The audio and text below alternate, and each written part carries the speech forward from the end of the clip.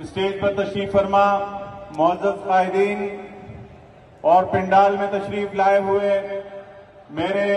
जुर्रतमंद गैरतमंद अबाबील साथियों, आज जमीयत उलमा इस्लाम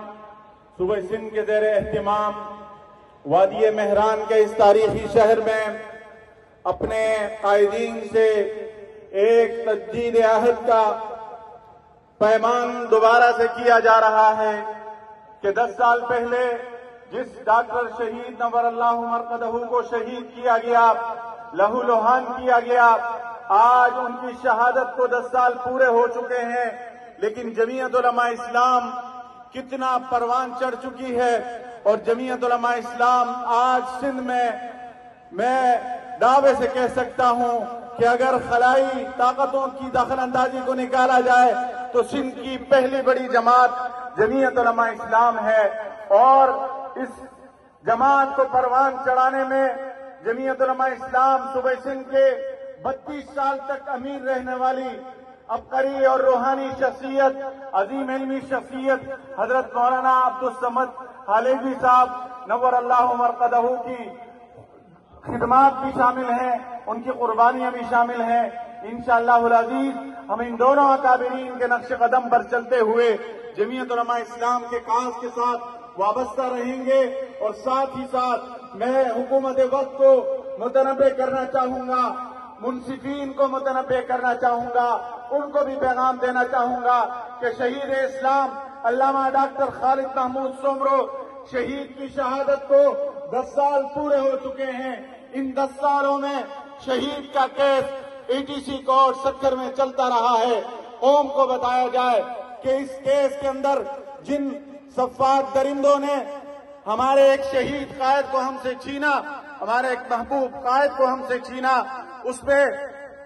कौन सी ताकतें मुलविस थी, कौन सी कुव्वतें मुलविस थी, क्या आप ये जानना चाहेंगे? मैं आपसे पूछना चाहता हूं, मैं आवाम से पूछना चाहता हूं, क्या आप उन कुव्वतों को जानना चाहेंगे कि इन कुव्वतों के पीछे जिन्होंने डॉक्टर साहब को शहीद किया कौन सी कुव्वतें थीं? आप अगर जानना चाहते हैं तो जरा मेरे साथ हाथ उठाएं। हम ये जानना चाहेंगे, पूरा सिंध, पूरा सूबा ये जानना चाहता है कि डॉक्टर साहब की बहीमाना शहादत के हक़ाइक़ को कौम के सामने लाया जाए और इस केस पे फौरी और जल्द इंसाफ किया जाए, ताकि ये कारकुनान जो आज भी सब्र का दामन ले हुए हैं, जो हम सब सब्र का दामन थामे हुए हैं, पूरा सिंध और पूरा मुल्क अपने एक महबूब कायद की जुदाई पर आज भी सब्र का दामन थामे हुए हैं। लेकिन ये सब्र उस वक्त तक है जब तक हमें ये यकीन हो जाता है कि इंसाफ होगा। अगर इस केस पे इंसाफ नहीं होता तो फिर इंशाअल्लाहुल अज़ीज जमीयत उलमा इस्लाम की कुव्वत से, ताकत से हर शख्स, हर इदारा और हर